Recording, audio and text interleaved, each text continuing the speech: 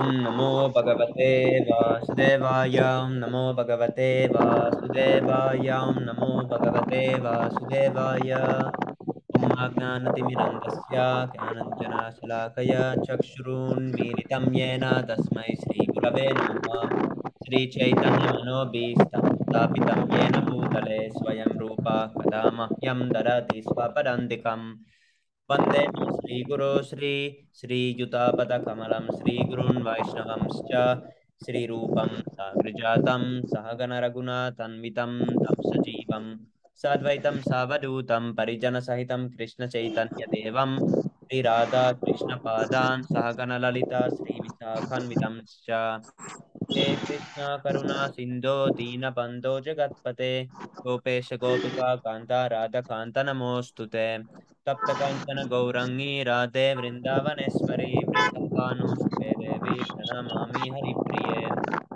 वाञ्छाकल्पतरुभ्यश्च कृपा सिन्धुभ्य एव च पतितानां पावनेभ्यो वैष्णवेभ्यो नमो नमः नमो पदाय कृष्ण पृष्ठाय भूतले श्रीमते भक्तिवेदान्त स्वामी निधि नामिने नमस्ते सरस्वते देवे गौरवाणी प्रचारिणे निर्विशेष शून्यवादी पाश्चात्याय देशतारिणे जय श्री कृष्ण चैतन्य प्रभु नित्यानंद श्री अद्वैता गदाधर श्रीवासादि गौर भक्त वृंद हरे कृष्णा कृष्ण कृष्ण हरे हरे हरे राम राम राम हरे हरे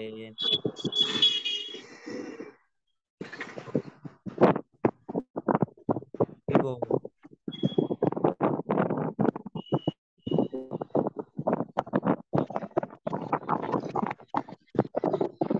प्रभुपाद की जय।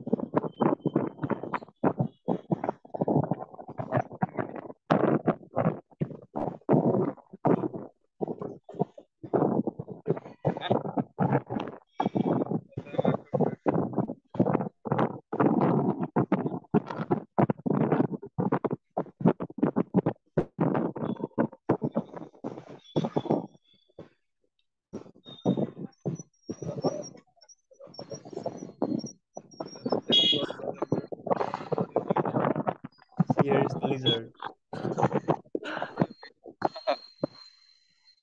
Which demigod is this, Prabhu?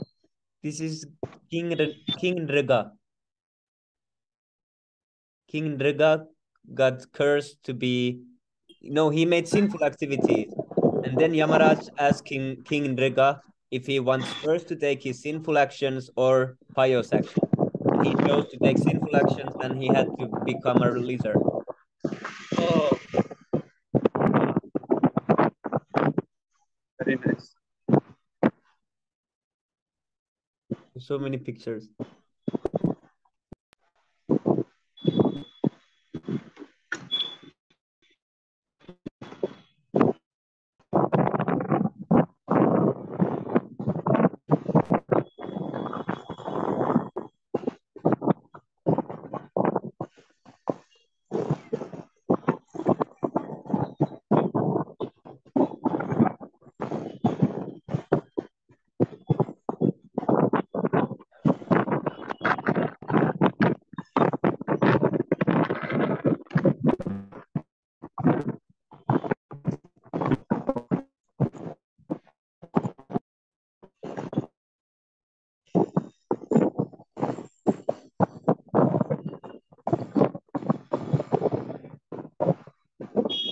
Yes, there was all the pictures in the beginning.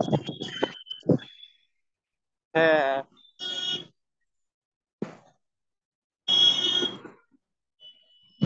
chapter 1. Revolt. I need microscope to read that. So, chapter 1 is the story of the Shivamantaka jewel. Oh wow, very nice. Revolt. Okay, let's start. Yes, sir. There was a king of the name Satrajit within the jurisdiction of Dvarakadama.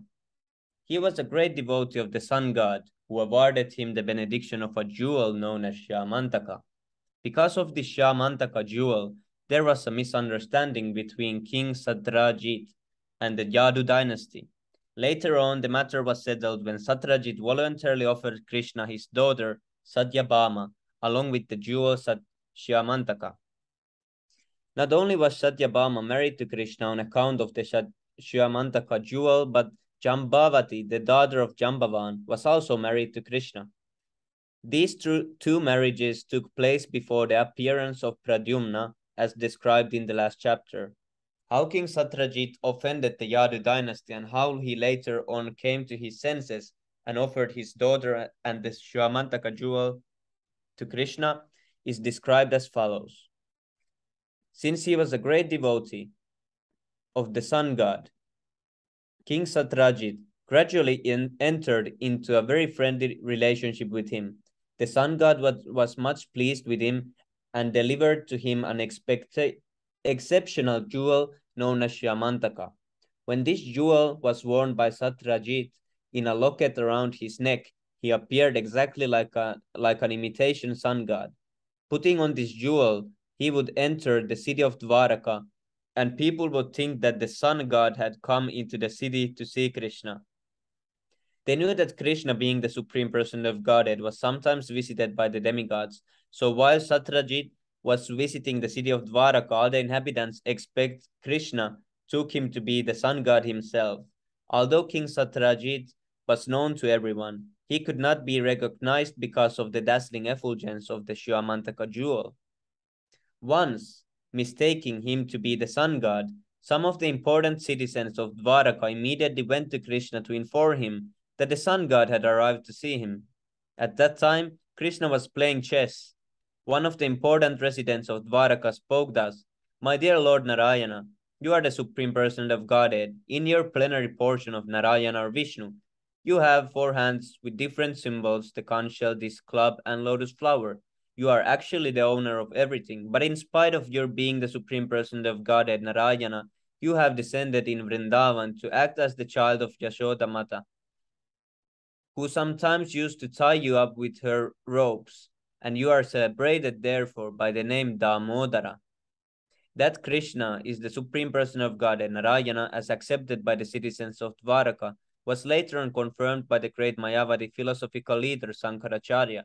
By accepting the Lord as impersonal, he did not reject the Lord's personal form. He meant that everything which has form in this material world is subjected to creation, maintenance, and annihilation.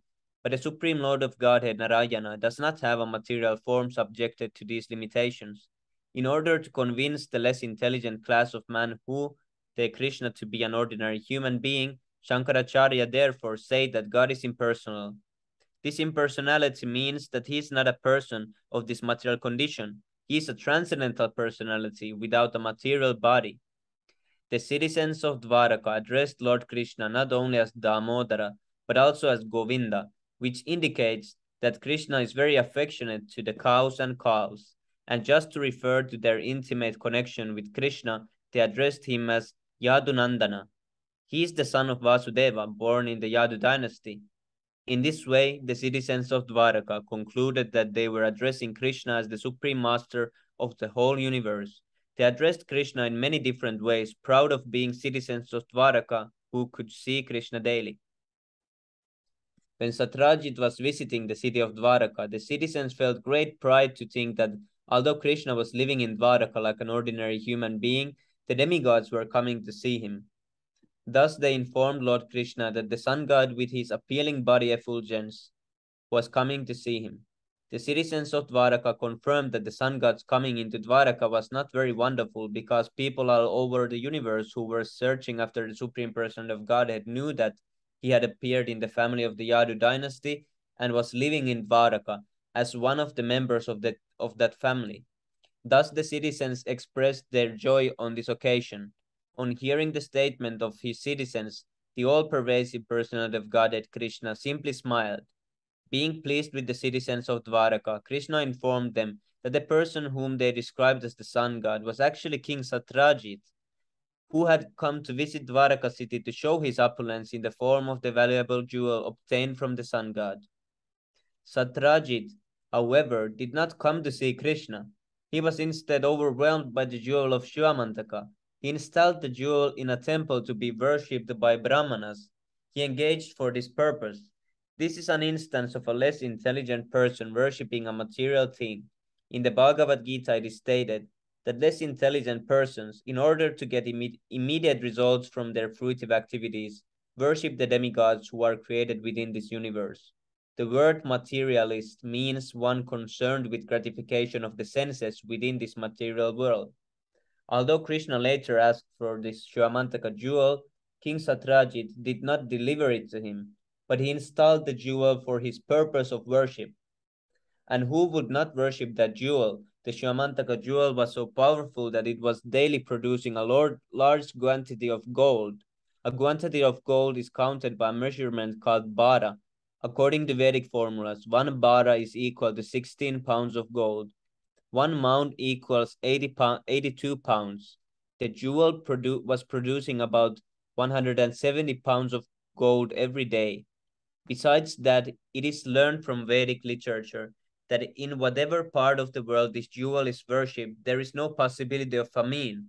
Not only that, but wherever the jewel is present, there is no possibility of anything inauspicious, such as pestilence or disease. Lord Krishna wanted to teach the world that the best of everything should be offered to the ruling chief of the country. King Ugrasena was the lord of many dynasties and happened to be the grandfather of Krishna. And Krishna asked Satrajit to present the Shivamantaka jewel to King Ugrasena. Krishna pleaded that the best should be offered to the king.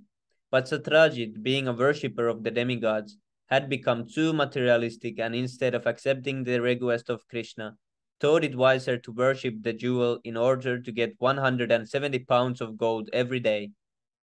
Materialistic persons who can achieve such huge quantities of gold every day are not interested in Krishna consciousness. Sometimes, therefore, in order to show special favor, Krishna takes away great accumulations of materialistic wealth from a person and thus makes him a great devotee. But Satrajit refused to abide by the order of Krishna and did not deliver the jewel to him. After this incident, Satrajit's younger brother, in order to display the opulence of the family, took the jewel, put it on his neck, and rode on horseback into the forest, making a show of his material opulence. While the brother of Satrajit, who was known as Prasena, was moving here and there in the forest, a big lion attacked him, killing both him and the horse on which he was riding, and took away the jewel to his cave. The news was received by the gorilla king, Jambavan, who then killed that lion in the cave and took away the jewel. Jambavan had been a great devotee of the Lord since the time of Lord Ramachandra, so he did not take the valuable jewel as something he very much needed. He gave it to his young son to play with as a toy. Hare Krishna.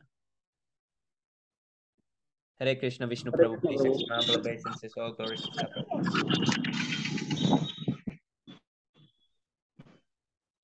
Okay, anyone can continue. Hare Krishna. Hare Krishna Prabhu, I am on the bike, so I'm not able. Yes, Okay, Prabhu. bro, I'll read it, bro. Hare Krishna. In this city, when Satyajit's younger brother Prasena did not return from the forest with the jewel, Satrajit became very upset. He did not know that his brother had been killed by a lion and that the lion had been killed by Jambavan. He was thinking instead that because Krishna wanted that jewel, it had not been delivered to him. Krishna might have therefore taken the jewel away from Prasena by force and killed him. This idea grew into a rumor which was being spread by Satrajit in every part of Dwaraka. The false rumor that Krishna had killed Prasena and had taken away the jewel was spread everywhere like wildfire. Krishna did not like to be defamed in that way, and therefore he decided that he would go to the forest and find this Samantaka jewel, taking with him some of the inhabitants of Dwarka. Along with important men of Dwarka, Krishna went to search out Prasena, the brother of Satrajit, and he found him dead, killed by the lion. At the same time, Krishna also found the lion, which had been killed by Jambavan, who is generally called by the name of Riksha. It was found that the lion had been killed by the hand of Riksha without the assistance of any weapon. Krishna and the citizens of Dwarka then found in the forest a great tunnel said to be the path of Riksha's house. Krishna knew that the inhabitant of Dwarka would be afraid to enter the tunnel. Therefore, he asked them to remain outside, and he himself entered the dark tunnel alone to find Riksha, Jambavan. After entering the tunnel, Krishna saw that the very valuable jewel known as Samantaka had been given to the son of Riksha as a toy, and in order to take the jewel from the child, he went there and stood before him. When the nurse who was taking care of Riksha's child saw Krishna standing before her, she was afraid, thinking the valuable Samantaka jewel might be taken away by him. She began to cry loudly out of fear. Hearing the nurse crying, Jambavan appeared on the scene in a very angry mood. Jambavan was actually a great devotee of Lord Krishna, but because he was in an angry mood, he could not recognize his master. He thought him to be an ordinary man. This brings to mind the statement of the Bhagavad Gita, in which the Lord advises Arjuna to get free from anger, greed, and lust in order to rise up to the spiritual platform. Lust, anger, and greed run parallel in the heart and check one's progress on the spiritual path. Not recognizing his master, Jambavan first challenged him to fight. There was then a great fight between Krishna and Jambavan, in which they fought like two opposing vultures. Whenever there is an eatable corpse, the vultures fight heartily over the prey.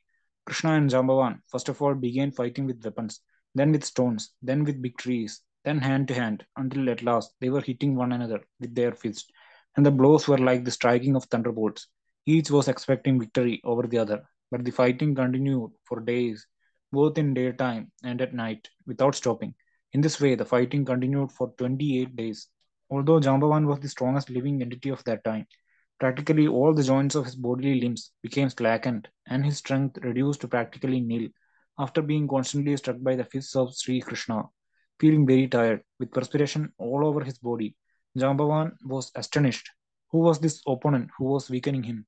Jambavan was quite aware of his own superhuman bodily strength, but when he felt tired from being struck by Krishna, he could understand that Krishna was no one else but his worshipable Lord, the Supreme Personality of Godhead. This incident has a special significance for the devotees.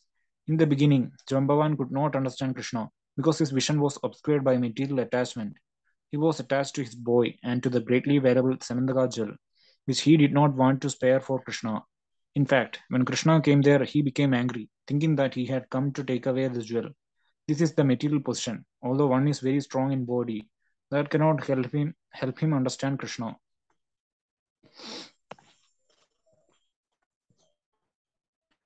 In a sporting attitude, Krishna wanted to engage in a mock fight with his devotee. As we have experienced from the pages of the Srimad Bhagavatam, the Supreme Personality of Godhead has all the propensities and instincts of a human being. Sometimes, in a sportive spirit, he wishes to fight to make a show of bodily strength, and when he so desires, he selects one of his suitable devotees Although Javan was a devotee by nature, he was without knowledge of Krishna while giving service to the Lord by his bodily strength. But as soon as Krishna was pleased by the fighting, Jambavan immediately understood that his opponent was none other than the Supreme Lord himself. The conclusion is that he could understand Krishna by his service. Krishna is sometimes satisfied by fighting also. Jambavan therefore said to the Lord, "My dear Lord, I can now understand who you are. You are the Supreme Personality of Godhead, Lord Vishnu, the source of everyone's strength, wealth, reputation, beauty, wisdom, and renunciation." This statement of Jambavan is confirmed by the Vedanta Sutra, wherein the Supreme Lord is declared to be the source of everything. Jambavan identified Lord Krishna as the Supreme Personality, Lord Vishnu. My dear Lord, you are the creator of the creators of the universal affairs. This statement is very instructive to the ordinary man who is amazed by the activities of a person with an exceptional brain. The ordinary man is surprised to see the inventions of a great scientist. But the statement of Jambavan confirms that although a scientist may be a creator of many wonderful things, Krishna is the creator of the scientist. He is not only the creator of one scientist, but of millions and trillions all over the universe. Jambavan said further, you are not only creator of the creator, but you are also creator of the material elements which are manipulated by the so-called creators. Scientists utilize the physical elements or laws of material nature and do something wonderful. But actually, such laws and elements are also the creation of Krishna. This is actual scientific understanding. Less intelligent men do not try to understand who created the.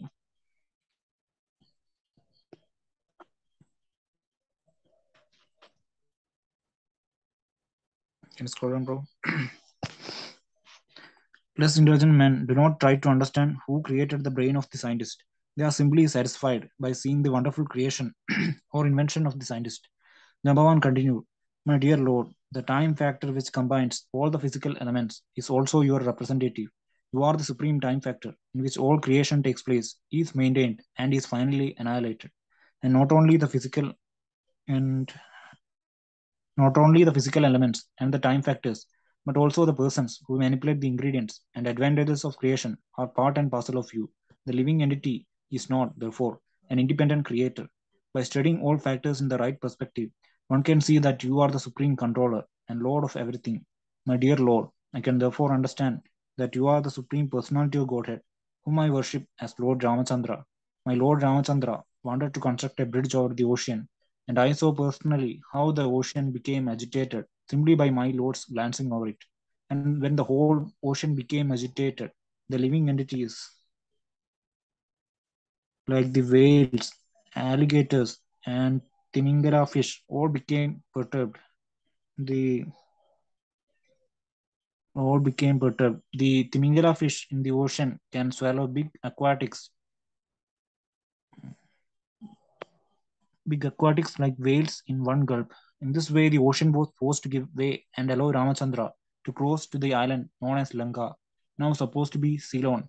This construction of a bridge over the ocean from Cape Comorin to Ceylon is still well known to everyone. After the construction of the bridge, a fire was set all over the kingdom of Ravana. During the fighting with Ravana, each and every part of Ravana's limbs was slashed and cut into pieces by a sharp arrows, and his head fell to the face of the earth. Now I can understand that you are none other than my Lord Ramachandra. No one else has immeasurable strength. No one else could defeat me in this way. Lord Krishna became satisfied by the prayers and statements of Jambavan, and to mitigate the pains of his body, he began to smear the lotus palm of his hand over the body of Jambavan. Jambavan at once fell relieved from the fatigue of the great fight. Lord Krishna then asked him as King Jambavan, because he and not the lion was actually the king of the forest. He could take the hand without a weapon. Jambavan had killed the lion. Krishna informed Jambavan that he had come to ask him for the Samantaka jewel because since the Samantaka jewel had been stolen, his name had been defamed by the less intelligent. Krishna plainly informed him that he had come there to ask him for the jewel in order to be free from the defilement. Jambavan understood the whole situation, and to satisfy the Lord, he not only immediately delivered the Samantaka jewel, but he also brought his daughter Jambavati, who was of marriageable age, and presented her to Lord Krishna. The episode of Jambavati's marriage with Krishna and the delivery of the jewel known as Sevandaka was finished within the mountain cave. While the fighting between Krishna and Jambavan went on for 28 days, the inhabitants of Dwarka waited waited outside the tunnel for 12 days, and after they decided that something undesirable must have happened, they could not understand what had actually happened for certain, and being very sorry and tired, they had returned to the city of Dwarka. All the members of the family, namely the mother of Krishna, Devaki, his father Vasudeva, and his chief wife Rukmini, along with all other friends, relatives, and residents of the palace, became very sorry when the citizens returned home without Krishna. Because of their natural affection for Krishna, they began to call Satyajit ill names, for he was the cause of Krishna's disappearance. They went to worship the goddess Chandrabhaga, praying for the return of Krishna. The goddess was satisfied by the prayers of the citizens of Dwarka, and she immediately offered them her benediction. Simultaneously, Krishna appeared on the scene, accompanied by his new wife Jambavati. and all the inhabitants of Dwarka and relatives of Krishna became joyful. The inhabitants of Dwarka became as joyful as someone receiving a dear relative back from the dead. The inhabitants of Dwarka had concluded that Krishna had been put into great difficulties due to the fighting. Therefore, they had become almost hopeless of his return. But when they saw that Krishna had actually returned, not alone, but with a new wife, Jambavati, they immediately performed another celebration ceremony. King Ugrasena, King Ugrasena then called for a meeting of all important kings and chiefs. He also invited Satrajit, and Krishna explained before the whole assembly the incident of the recovery of the jewel from Jambavan. Krishna wanted to return the valuable jewel to King Satrajit. Satrajit, however, became ashamed because he had unnecessarily defamed Krishna. He accepted the jewel in his hand, but he remained silent, bending his head downwards, and without speaking anything in the assembly of the kings and chiefs, he returned home with the jewel. Then he thought about how he could clear himself from the abominable action he had performed by defaming Krishna. He was conscious that he had offended Krishna very grievously, and that he had to find a remedial measure so that Krishna would again be pleased with him. King Satrajit was eager to get relief from the anxiety he had foolishly created due to being attracted by a material thing, specifically the Semandaga jewel. Satrajit was truly afflicted by the offense he had committed towards Krishna, and he sincerely wanted to rectify it.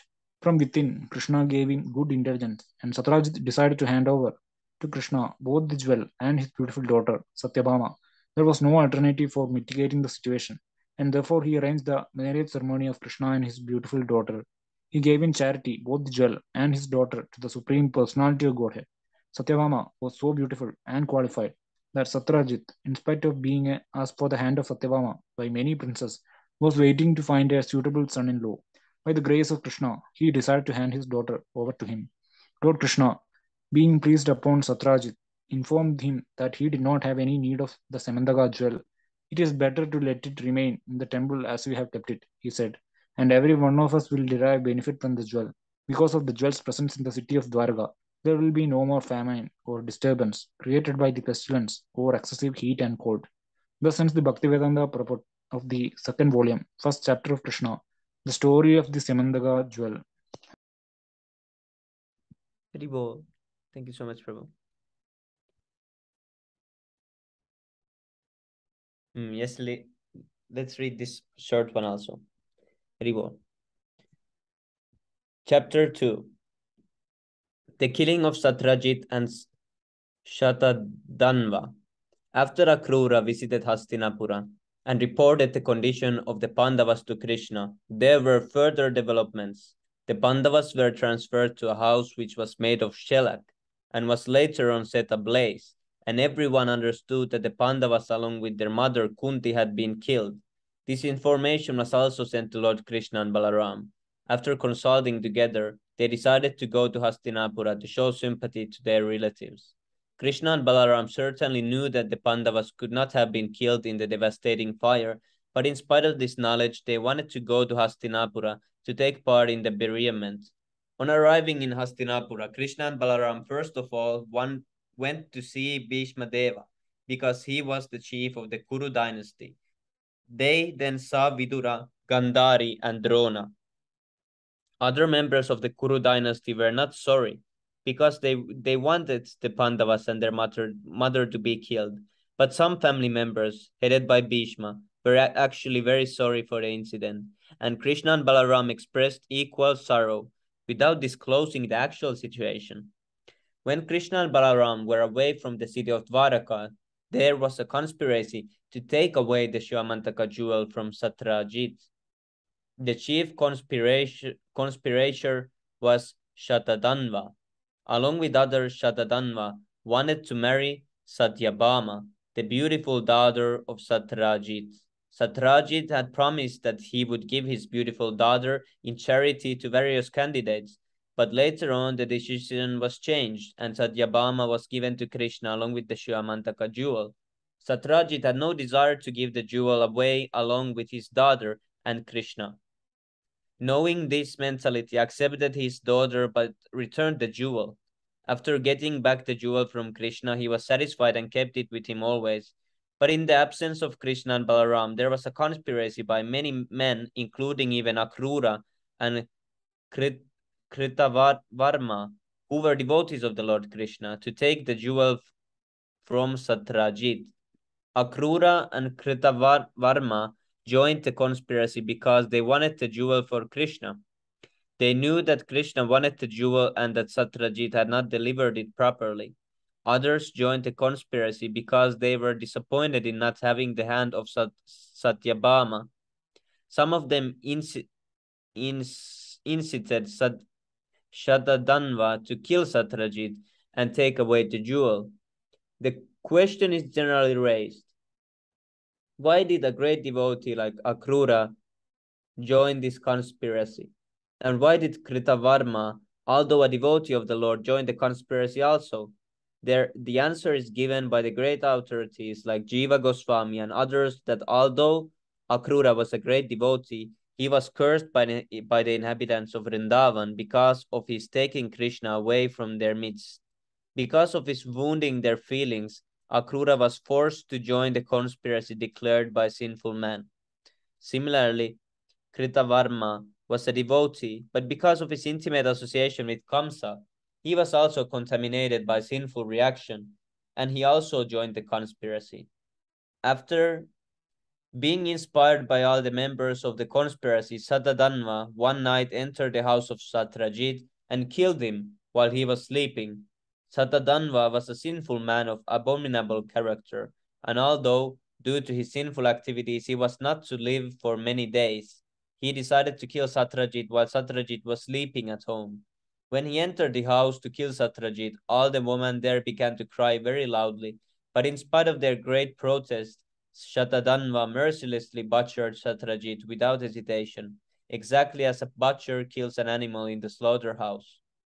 Since Krishna was absent from home, his wife Satyabhama was also present on the night Satrajit was murdered, and she began to cry, my dear father, how mercilessly you have been killed." The body of Satrajit was not immediately removed for cremation because Satyabhama wanted to go to Krishna and Hastinapura. Therefore, the body was preserved in a tank of oil so that Krishna could come back and see the dead body of Satrajit and take real action against Shatadanva. Satyabhama immediately started for Hastinapura to inform Krishna about the ghastly death of her father. When Krishna was informed by Satyabhama of the murder of his father-in-law, he began to lament like an ordinary man. His great sorrow is, again, a strange thing. Lord Krishna has nothing to do with action and reaction, but because he was playing the part of a human being, he expressed his full sympathy for the bereavement of Satyabhama, and his eyes filled with tears upon hearing about the death of his father-in-law. He thus began to lament, "Oh, what an unhappy incidents have taken place." In this way, both Krishna and Balaram, along with Satyabhama, the wife of Krishna, immediately returned to Dwaraka and began to make plans to kill Shatadanva and take away the jewel. Although he was a great outlaw in the city, Shatadanva was still very much afraid of Krishna's power, and thus he became most afraid of Krishna's arrival. Understanding Krishna's plan to kill him, he immediately went to take shelter of Kritavarma. But on being approached by him, Kritavarma said, "I shall never be able to offend Lord Krishna and Balaram because they are not ordinary persons. They are the Supreme Personality of Godhead. Who can be saved from death if he has offended Balaram and Krishna? No one can be saved from their wraths." Kritavarma further said that Kamsa, although powerful and assisted by many demons, could not be saved from the wrath of Krishna, and what to speak of Yarasandha, who had been defeated by Krishna 18 times, and each time had to return from the fighting in disappointment. When Shatadanva was refused help by Kritavarma, he went to Akrura and implored him to help. Akrura also replied, "Both Balaram and Krishna are themselves the Supreme Person of Godhead, and anyone who knows their unlimited strength would never dare to offend them or fight with them."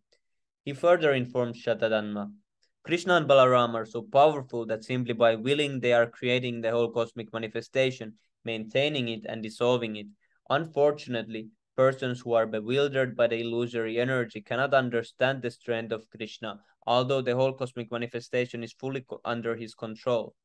He cited as an example that Krishna, even at the age of 7 years, had lifted Govardhan Hill and had continued to hold up mountain for up for 7 days, exactly as a child carries a small umbrella. Akrura plainly informed Shatadanva that he would always offer his most respectful obeisances to Krishna, the supersoul of everything that is created and the original cause of all causes. When Akrura also refused to give him shelter, Shatadanva decided to deliver to the hands of Akrura the Shivamantaka jewel. Then, riding on a horse which could run at great speed and up to 400 miles at a stretch, he fled the city. When Krishna and Balaram were informed of the flight of the Shatadanva, they mounted their chariot, its flag marked by the picture of Garuda, and followed immediately. Krishna was particularly angry with Shatadanva and wanted to kill him because he had killed Satrajit, a superior personality. Satrajit happened to be the father-in-law of Krishna, and it is the injunction of the Shastras that anyone who has rebelled against a superior person or Gurudruha must be punished in proportion to the volume of offense. Because Satadanva had killed his father-in-law, Krishna was determined to kill him by any means. Shatadanva's horse became exhausted and died near a garden house in Mithila. Unable to take help of the horse, Shatadanva began to run with great speed. In order to be fair to Shatadanva, Krishna and Balaram also left their chariot and began to follow Shatadanva on foot. While both Shatadanva and Krishna were running on foot, Krishna took his disc and cut off the head of Shatadanva. After Shatadanva was killed, Krishna searched through his clothing for the Shivamantaka jewel, but he could not find it. He then returned to Balaram and said, "We have killed this person uselessly, because the jewel is not to be found on his body." Sri Balaram suggested, "The jewel might have been kept in custody of another man in Dwaraka, so you'd better return and search it out." Sri Balaram expressed his desire to remain in Mithila city for some days because he enjoyed an intimate friendship with the king. Therefore, Krishna returned to Dwaraka and Balaram entered the city of Mithila. When the king of Mithila saw the arrival of Sri Balaram in his city, he became most pleased and received the Lord with great honor and hospitality. He presented many valuable presents to Balaramji in order to seek his pleasure. At this time, Sri Balaram lived in the city for several years as the honored guest of the king of Mithila, Janaka Maharaj. During this time, Duryodhana, the eldest son of Dhritarashtra, took the opportunity of coming to Balaram and learning from him the art of fighting with a club. After killing Shatadanva, Krishna returned to Dwaraka, and in order to please his wife Satyabhama, he informed her of the death of Shatadanva, the killer of her father, but he also informed her that the jewel had not been found in his possession. Then, according to religious principles, Krishna, along with Satyabhama, performed all kinds of ceremonies in honor of the death of his father-in-law. In that ceremony, all the friends and relatives of the family joined together. Akrura and Kritavarma, who were prominent members in the conspiracy to kill Satrajit, had incited Shatadanva to kill him. But when they heard of the death of Shatadanva at Krishna's hand, and when they heard also that Krishna had returned to Dwaraka, they both immediately left Dwaraka. The citizens of Dwaraka felt themselves threatened with pestilence and natural disturbances due to the absence of Akrura from the city. This was a kind of superstition because while Lord Krishna was present, there could not be any pestilence, famine, or natural disturbances. But in the absence of Akrura, there were some disturbances in Dwaraka. Once in the province of Kashi, within the barricade of Varanasi, there was severe drought and practically no rainfall. At that time, the king of Kashi arranged the marriage of his daughter known as Gandhini with Shvapalka, the father of Akrura. This was done by the king of Kashi on the advice of an astrologer, and actually it is so happened that after the marriage of the king's daughter with Shvapalka, there was sufficient rainfall in the province. Due to this supernatural power of Shvapalka, his son Akrura was also considered equally powerful, and people were under the impression that wherever Akrura or his father remained, there would be no natural disturbances, famine, or drought. That kingdom is considered to be happy where there is no famine, pestilence, or excessive heat and cold, and where people are happy mentally, spiritually, and bodily. As soon as there is some disturbances, people consider the cause to be due to the absence of an auspicious personality in the city. Thus, there was a rumor that because of the absence of Akrura, inauspicious things were happening. After the departure of Akrura, some of the elder members of the town began to perceive that there were also inauspicious signs due to the absence of the Shivamantaka jewel. When Lord Sri Krishna heard these rumors spread by the people, he decided to summon Akrura from the kingdom of Kasi. Akrura was Krishna's uncle. Therefore, when he came back to Dwaraka, Lord Krishna first of all welcomed him as befitting a superior person. Krishna is the super soul in everyone's heart. He knows everything going on in everyone's heart. He knew everything that had happened in connection with Akrura's conspiracy with Satadanva. Therefore, he smilingly began to address Akrura. Addressing him as the chief among magnificent men, Krishna said, "My dear uncle, it is already known to me that the Shyamataka jewel was left by Shatadanva with you. Presently, there is no direct claimant of the Shyamataka jewel, for King Satrajit has no male issue. His daughter Satyabhama is not very anxious for this jewel. Yet her expected son as grandson of Satrajit would, after performing the regulative principles of inheritance, be the legal claimant of the jewel. Lord Krishna indicated by his statement that Satyabhama was already pregnant and that her son would be the real claimant for the jewel and would certainly take the jewel from him. Krishna continued, "This jewel is so powerful that no ordinary man is able to keep it. I know that you are very pious in activity, so there is no objection to the jewel being kept with you. There is one difficulty, and that is that my elder brother Sri Balaram does not believe my version that the jewel is with you. I therefore request you, O large-hearted one, to show me the jewel before my other relatives, so that they may be pacified. You cannot deny that the jewel is with you because from various kinds of rumors we can understand that you have enhanced your opulence and are performing sacrifices on an altar made of solid gold. The properties of the jewel were known. Wherever the jewel remained, it would produce for the keepers almost 9 mounds of pure gold daily. Akrura was getting gold in that proportion and was distributing it very profusely at sacrificial performances. Lord Krishna cited Akrura's lavish spending in gold as positive evidence of his possessing the Shivamantaka jewel. When Lord Krishna, in friendly terms and in sweet language, impressed Akrura about the real fact, and Akrura understood that nothing could be concealed from the knowledge of Krishna, he brought the valuable jewel shining like the sun and covered by cloth, and presented it before Krishna. Lord Krishna took the Shivamantaka jewel in his hand and showed it to all his relatives and friends present there, and then again returned the jewel to Akrura in their presence, so that they would know that the jewel was actually being kept by Akrura in Dwaraka city.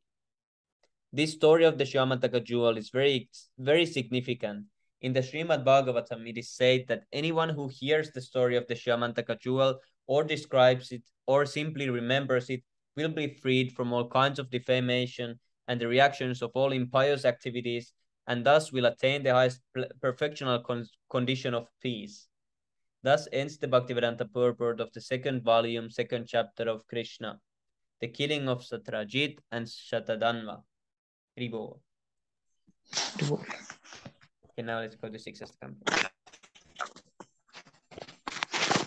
Sotarpanamarjanam bhavamahadavagninirvapanam shreyah kairavachandrika vitaranam vidyavadujivanam anantam buddhivartanam pratipadam purnamritasvadanam sarvatma snapanam param vichayate Sri Krishna Sankirtanam. नाम्ना मगारि बहुधा निज सर्वशक्तिस्तत्रार्पिता नियमिता स्मरणेन काल एतादृशी तव कृपा भगवन्ममापि दुर्दैवमिदृशाम् इहाजनिनानुरा Trinadapi sunicena tarorapi sahisnuna अमानीना मानदेन कीर्तनिया सदा हरि। न धनं न जनं न सुन्दरीं कवितां जगदीश कामये मम जन्मनि जन्मनीश्वरे भवताद् भक्तिरहेतुकीति। ऐनन्दतनुजा किङ्करं पतितां मां विषमे भवां बुधौ कृपा तव पादपङ्कजस्थितधूलिसदृशं विचिन्तया। नयनं गलादश्रुधारया वदनं गद्गदहृदया गिरा पुलकीर्निजितं वपुकदा तव नाम गृहणे भविष्यति। युगायितं निमेषेण चक्षुषा प्राविर्शायितं शून्यायितं जगत्सर्वं गोविन्द विरहेण मे। आश्लिष्य वा पादरदां विनष्टु मां दर्शनामर्महदं करोतु वा यदा तदा वा विददातु लम्पटो मत्प्राणनादस्तु स एव नापरः। Glory to the Sri Krishna Sankirtana, which cleanses the heart of all the dust accumulated for years and extinguishes the fire of conditional life of repeated birth and death. This Sankirtan movement is the prime benediction for humanity at large, because it spreads the rays of the benediction moon. It is the life of all transcendental knowledge. It increases the ocean of transcendental bliss, and it enables us to fully taste the nectar for which we are always anxious.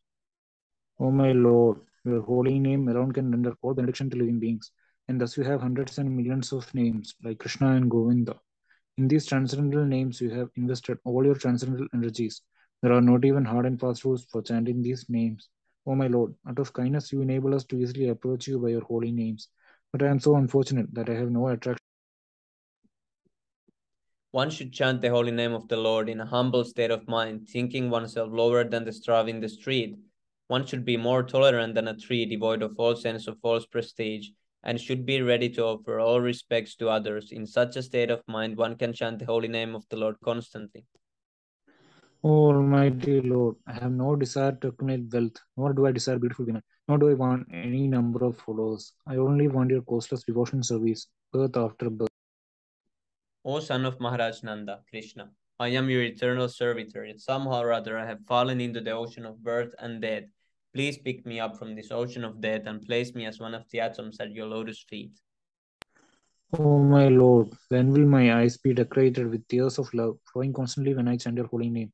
When will my voice choke up, and when will the hairs of my body stand on end at the recitation of?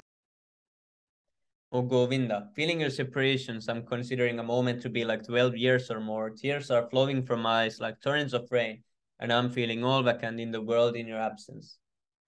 I know no one but Krishna is my Lord, and he shall remain so, even if he handles me roughly by his embrace, or makes me broken-hearted by not being present before me.